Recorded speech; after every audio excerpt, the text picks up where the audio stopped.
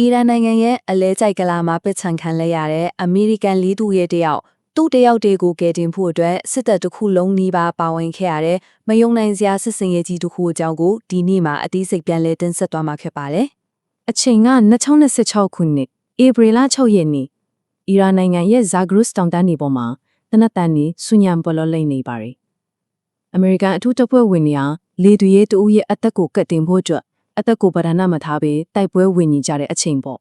့ဒီနေရာမှာမေးစရာတစ်ခုရှိလာပါမယ်လေသူရဲတယောက်တရက်အတွက်နဲ့အမေရိကန်ကဘာဖြစ်လို့ဒီလောက်ထိကြီးမားတဲ့တပ်အင်အားကိုတုံးထည့်တာလဲကဲဒီအခြေအနေထိဘလို့ဖြစ်လာခဲ့တယ်လဲဆိုတာကိုအစကနေပြန်ကြည့်လိုက်ကြရအောင်ပါအဲ့ဒီအချိန်မှာအမေရိကန်ထူးတပ်ဖွဲ့တွေဟာအီရန်ဒေါ်လာရေးအစုံတက် IRGC နဲ့တဲတိုးပြီးတိုက်ပွဲဖြစ်နေတာပါပတ်ဝန်းကျင်တစ်ခုလုံးကတော့တကယ်ကိုဗျမ်းပတာပါပဲဒီတိုက်ပွဲရဲ့အတိမ်နဲ့ကိုတကယ်နားလည်ဖို့ဆိုရင်တော့ကျွန်တော်တို့အချင်းကို48နိုင်လောက်နောက်ပြန်ဆိုပြီးဒီလေသူရဲရဲ့ဒုက္ခဇလံဘဲကနေဘလို့ဆက်ခဲ့တယ်လဲဆိုတော့ချက်ပြန်ကြည့်ဖို့လိုပါလိမ့်မယ်ဟုတ်ကဲ့အရာအလုံးက F-15E Strike Eagle တိုက်လျင်တစင်ရန်တုပိကွင်တွေကိုရောက်သွားတဲ့အချိန်ကနေစတင်ခဲ့တာပါဧပြီလ3ရက်နေ့မှာလေရင်ပိချခံရတော့လေသူရဲနှစ်ယောက်လေချင်းနဲ့အောင်အောင်မြင်မြင်ခုံချနိုင်ခဲ့တယ်ဒါပေမဲ့မြေကင်းပေါ်ရောက်တဲ့အခါမှာတော့တယောက်နဲ့တယောက်ကွဲသွားခဲ့ကြတယ်တယောက်ကိုတော့နောက်တဲ့နေ့မှာပဲရန်သူပစ်ခတ်မှုတွေကြာကနေကယ်ထုတ်နိုင်ခဲ့ပေမဲ့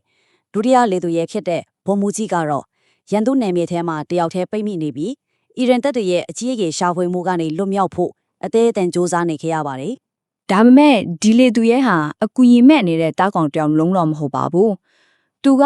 SERE လို့ခေါ်တဲ့အထူးလေ့ကျင့်ရေးစင်ခါတဲ့ထိတ်တန့်စစ်တွေတော့ကူပါ။ SERE ဆိုတာကရှင်တန်ချင်းရှောင်းတင်ချင်းခုခံချင်းနဲ့လွတ်မြောက်ချင်းဆိုတဲ့အစစ်မြစ်ရှင်တန်ရေးနီးပြူဟာတွေကိုတင်ပေးတဲ့တင်တန်းဖြစ်ပါတယ်။သူဟာစေရီတင်တန်းကတင်ပေးလိုက်တဲ့နီးစနစ်တွေအတွင်းမှာဒဏ်ရာရနေတာတောင်ချက်ချင်းချရဖြောက်ပြီးရင်သူကိုရှောင်းတင်ခဲ့တယ်။ရိခါကိုလည်းအလေးလွယ်မရှိအောင်ချွေးတာတုံဆွဲတယ်။ပြီးတော့အရေးကြီးဆုံးကနောက်ဆုံးမှလုံခြုံတဲ့စစ်တွေစနစ်ကနေတဆင့်သူ့ရဲ့အခြေအနေကိုတလင်းပို့နိုင်ခဲ့တာပါပဲ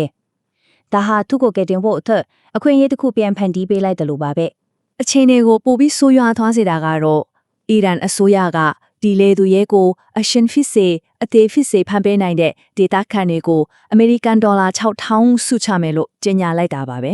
။ဆိုတော့သူ့အတွက်အချိန်တွေကပိုပြီးကြက်တဲလာခဲ့ပါတယ်။ဒီတော့အမေရိကန်ဘက်ကဘလို့တုံပြန်ခဲ့သလဲ။လေသူရဲအအောင်ကိုကယ်ဖို့အတွက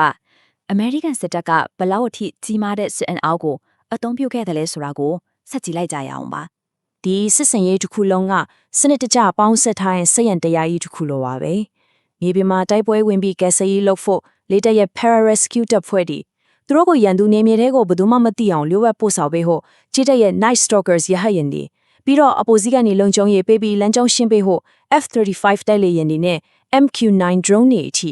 အားလုံးဟာကိုယ့်အခန်းကဏ္ဍနဲ့ကိုတိတိကျကျလှုပ်ရှားခဲ့ကြတာပါအခြားသူများအသက်ရှင်နိုင်စေရန်ဒါကတော့ American လေတပ် Para-Rescue တပ်ဖွဲ့ဝင်တွေရဲ့ဆောင်ပုဒ်ပါပဲဆိုလိုတာကဘလို့အခြေအနေမျိုးမှပဲဖြစ်ဖြစ်ဘသူကမှနောက်ချက်မထားခဲ့ဘူးဆိုတဲ့သူတို့ရဲ့ခိုင်မာတဲ့ကတိကဝတ်ကိုတည်ဆောင်ဖို့ကဖော်ပြနေတာပါကဲအခုလက်ရှိအချိန်ကိုပြန်သွားကြည့်ရအောင်ကက်ဆယ်ရေးဖွဲ့ကလီသူရေးဖီကိုတော့ရောက်သွားပြီဒါပေမဲ့တိုက်ပွဲကအပြင်းထန်ဆုံးအခြေအနေကိုရောက်နေပါပြီညီမျိုးဟာပိုင်းအဆိုရင်တော့ဒါတကယ့်ကိုအရေးပေါ်အခြေအနေပါ IRGC ဓာတ်တွေက3ကီလိုမီတာအကွာလောက်မှာရှိနေပြီးသူတို့ရဲ့စစ်ကူတွေကလည်းအဆက်မပြတ်ရောက်လာနေတယ်ကောင်းကင်ကနေ MQ-9 drone တွေကရန်သူစစ်ကူတွေကိုအသက်အတန်ရှင်းလင်းပေးနေရတဲ့အခြေအနေမျိုးပါလေးတရဲကိုတော့ကယ်တင်နိုင်ခွင့်ပါပြီဒါပေမဲ့ပြဿနာကအခုမှစတာပါအားလုံးပေါင်းပြီးအဲ့ဒီနေရာနဲ့ဘလို့ပြန်ထွက်ကြမလဲကန်ဆိုးစာနိုင်ပဲ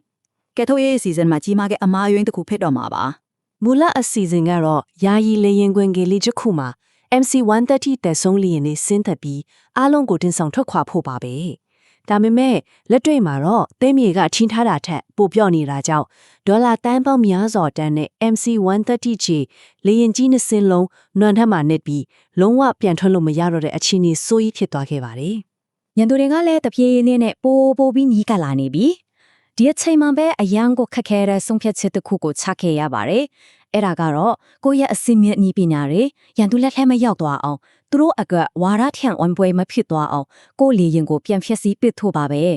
ဲကောင်းငင်မှာမိခိုးလုံးမဲကြီးတွေတလူလူတက်နေချိန်မှာပဲအစားထိုးကဲစေးရီလျင်တွေအလင်းအမြန်ရောက်ရှိလာပြီးတန်ရန်ရဲ့လေသူရဲ့အပန်ဝင်တပ်ဖွဲ့ဝင်အလုံးကိုတင်ဆောင်ကရန်သူနေမြေတွေကနေနောက်ဆုံးအခြေလေးမှာပဲပေးခင်းလုံခြုံစွာထွက်ခွာလာနိုင်ခဲ့ပါတယ် ကဲဒီလောက်အထိအသက်ပေါင်းများစွာနဲ့ရင်းခဲရတဲ့စစ်စင်ရေးကြီးကနေဘလို့အရေးကြီးတဲ့သင်ခန်းစာလေးရခဲ့တယ်လဲဆိုတာကိုပြန်ပြီးသုံးသပ်ကြည့်လိုက်ကြအောင်ပါ ဒီစစ်စင်ရေးကနေအဓိကတင်ခန်းစာ၃ခုရခဲ့ပါတယ်ပထမတစ်ခုကဘဲစစ်တဲကုန်းမှာနောက်ချမထားဘူးဆိုတဲ့စိတ်ဓာတ်ဟာဘေးလုံဆောင်မှုအခုမဟုတ်ပဲတကယ်လက်တွေ့ကြကြတက်တက်ပြခဲ့တာပါဒုတိယကတော့ဆယ်ရော့လို့အထူးလေးချင်းရေးတဲ့ဟာနိပညာထက်တောင်အရေးပါနိုင်တယ်ဆိုတာကိုပြသခဲ့တာပါ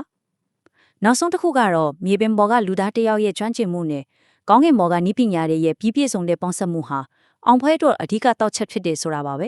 နောက်ဆုံးမှာတော့ဒီမယုံနိုင်လောက်စရာကြိုးပမ်းမှုကြီးဟာအောင်မြင်ခဲ့ပါတယ်လေသွေးကိုပေးကင်းစွာကဲတင်နိုင်ခဲ့တယ်လို့ဒီစစ်စင်ရေးတစ်ခုလုံးမှာအမေရိကန်စစ်သားတစ်ယောက်မှအသက်ဆုံးရှုံးခြင်းမရှိခဲ့ပါဘူးဒရုန်းတွေကျိုးတူးတွေနဲ့အဝဲကနေစစ်တိုက်နေတဲ့ဒီခေတ်ကြီးမှာလူသားစစ်သားတစ်ယောက်ရဲ့အသက်ဟာတကယ်ပဲဘယ်လောက်တန်းဖို့ရှိနေသေးတယ်လဲဒီစစ်စင်ရေးကတော့အဲ့ဒီမိကုန်းကိုပဲကျွန်တော်တို့ကိုပြန်လည်မေးမြန်းနေတယ်လို့ပါပဲ